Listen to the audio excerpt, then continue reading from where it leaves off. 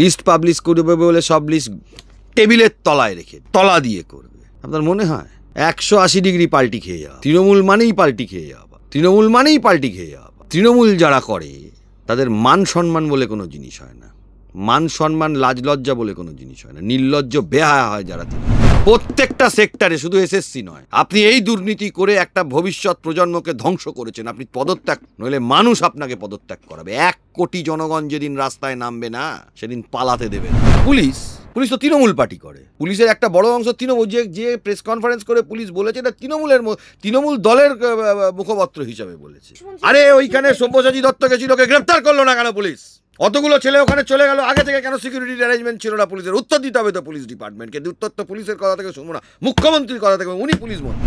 দাদা, একেবারে আমরা যেমনটা দেখতে পেলাম, যারা সেই লাঠির বাড়ি খেলো তাদের বিরুদ্ধে সরকারি সম্পত্তি নষ্টের অভিযোগের শোকজ লেটার, কি বলবেন?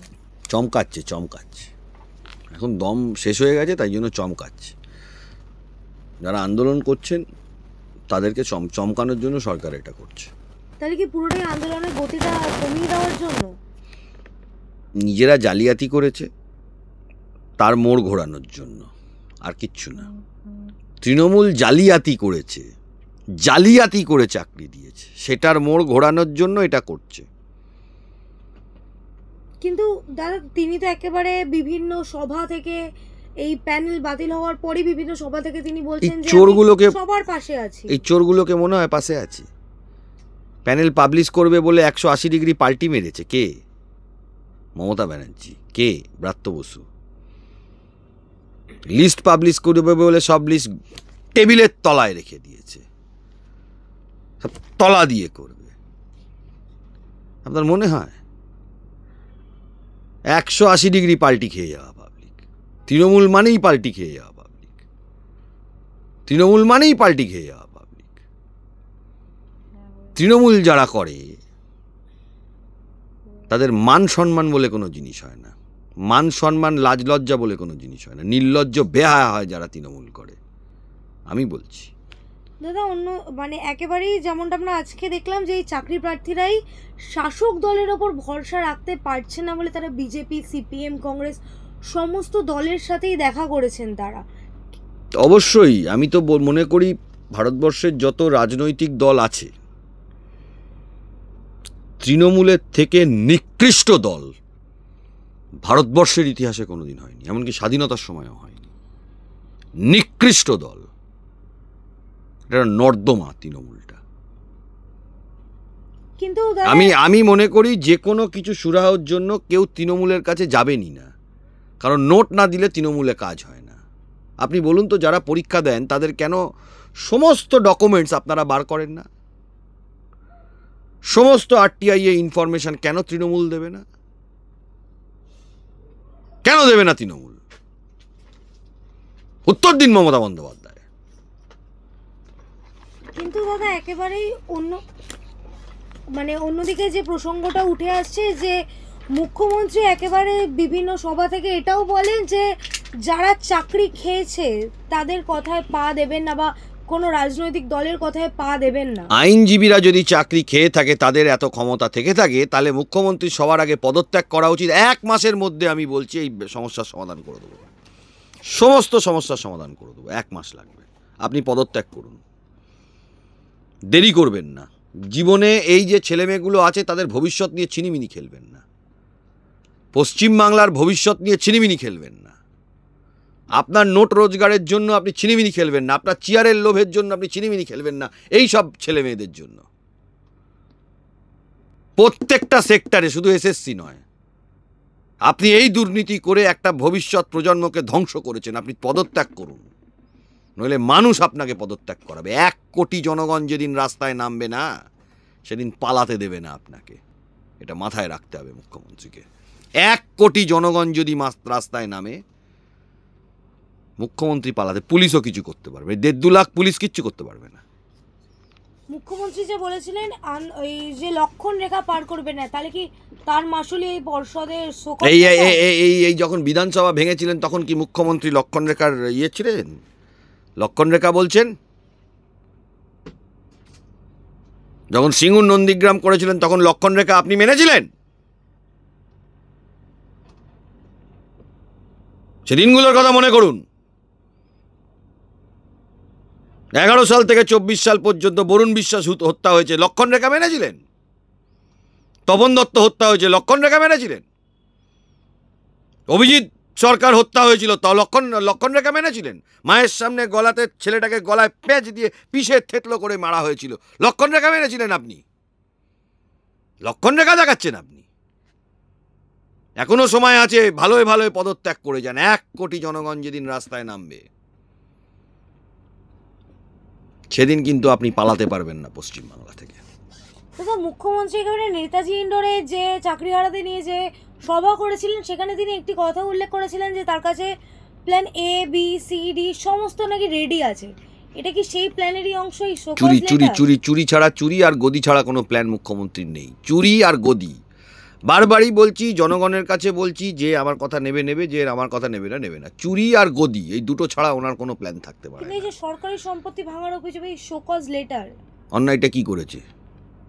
অন্যায়টা কি করেছে? ছাত্রছাত্রীরা, কারোর চোখ উড়ে গেছে, কারোর পা ভেঙে গেছে, বলছেন না তো? না না, ওইটা মিনিমাম ছিল। জান, এরপরে কি জান কেড়ে নিতেন নাকি? দেখি তো কত বড় ক্ষমতা পুলিশ। পুলিশ পুলিশ তো তৃণমূল পার্টি করে। পুলিশের একটা বড় অংশ তৃণমূল। যে প্রেস কনফারেন্স করে পুলিশ বলেছে এটা তৃণমূল দলের মুখপাত্র হিসাবে বলেছে। আরে ওইখানে সব্যসাচী দত্ত গেছিল, ওকে গ্রেফতার করলো না কেন পুলিশ?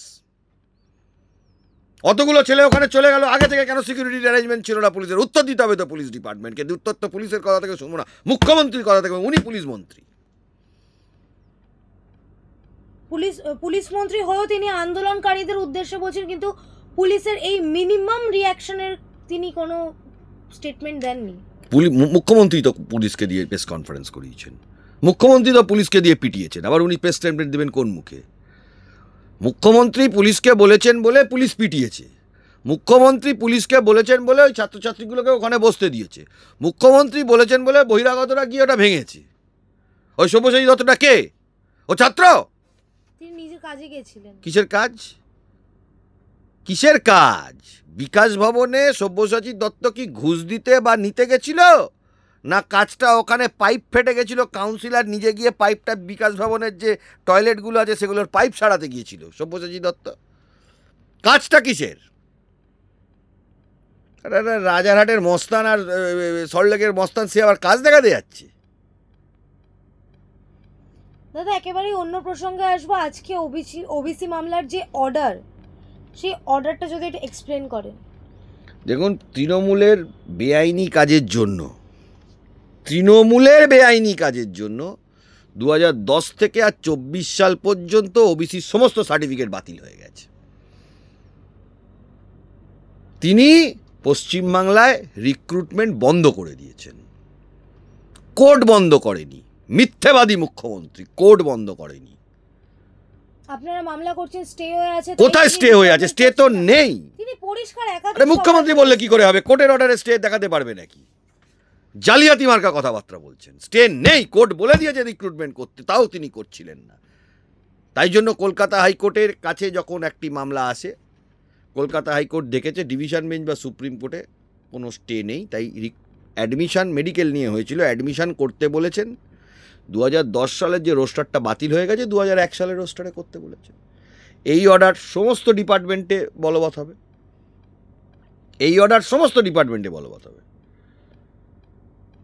তার হাতে তো নাকি এখনো একাধিক রিকোয়ারমেন্ট রয়েছে। আপনারা বারংবার এই তো অর্ডার দিয়ে দিয়েছে তো, আজকে তো হাইকোর্ট অর্ডার দিয়ে দিয়েছে, আপনি করুন সব কটা ডিপার্টমেন্টের রিক্রুটমেন্ট। কে বারণ করেছে? আপনারাই তো পিল খাচ্ছেন, পিল খাওয়াচ্ছেন। আরে আপনি রিক্রুটমেন্টটা করুন না, অর্ডার তো দিয়ে দিয়েছে হাইকোর্ট। মেডিকেলে কিন্তু এখন রিক্রুটমেন্ট করতে হবে। এবার আমি দেখব মেডিকেলের এই অর্ডারটা নিয়ে রাজ্য সরকার ডিভিশন বেঞ্চ না সুপ্রিম কোর্টে যায় চাকরি অ্যাডমিশন আটকানোর জন্য। সেটা আমি দেখব অ্যাডমিশন আটকানোর জন্য রাজ্য সরকার ডিভিশন বেঞ্চ না সুপ্রিম কোর্টে যায়। আজকে তো অর্ডার দিয়ে দিয়েছে অ্যাডমিশন নিতে, তার মানে এবার আপনাকে চাকরিও করাতে হবে, পাবলিক সার্ভিস কমিশন করাতে হবে। প্রয়োজনে পাবলিক সার্ভিস কমিশনের ছেলেমেয়েরাও মামলা করবে, স্কুল সার্ভিস কমিশনের ছেলেমেয়েরা মামলা করবে, public service commission, school service commission সবাই মামলা করবে যে এবার রিক্রুটমেন্ট স্টার্ট করুন। আমি দেখব, আমি চ্যালেঞ্জ দিচ্ছি মুখ্যমন্ত্রীকে, এবার এই অর্ডারটা নিয়ে আপনি আবার ডিভিশন বেঞ্চে যাবেন না। আমি আপনাকে বলছি, এই সব জালিয়াতি মার্কা কথাবার্তা উনি ছোটবেলা থেকে বলে অভ্যস্ত, 30-40 বছর ধরে বলছেন। ডক্টর মমতা ব্যানার্জি লিখে, যা আমরা আমাদের বাপ ঠাকুরদার মুখে শুনেছি, উনি ভোটে জিতেছিলেন, এখন লেখেন না, বর্তমানে লেখেন না। তাই এই ধরনের কথাবার্তা হয়ে যায়। এখন ডিগ্রিটা বোধহয় লেখেন না, এককাল লিখতেন ডক্টর মমতা ব্যানার্জি। আর ভাইপো কি লিখতো আর তার কি ডিগ্রি, তার উত্তর এখন বলেন MA BA LLB MCOM BCom, PhDটা আর বলেন না। এই জালিয়াতের কথার উত্তর বেশি না দেওয়াই ভালো।